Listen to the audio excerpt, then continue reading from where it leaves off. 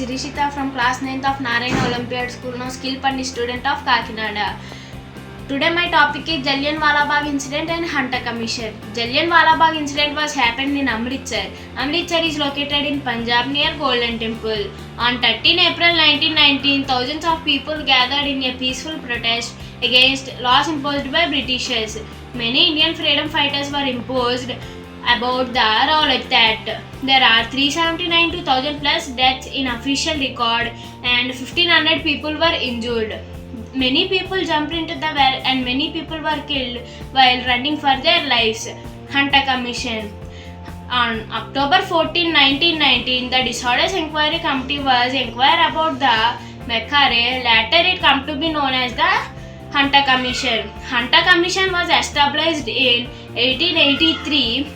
It is the first education commission in Indian history. The commission was established in 1882. Thank you.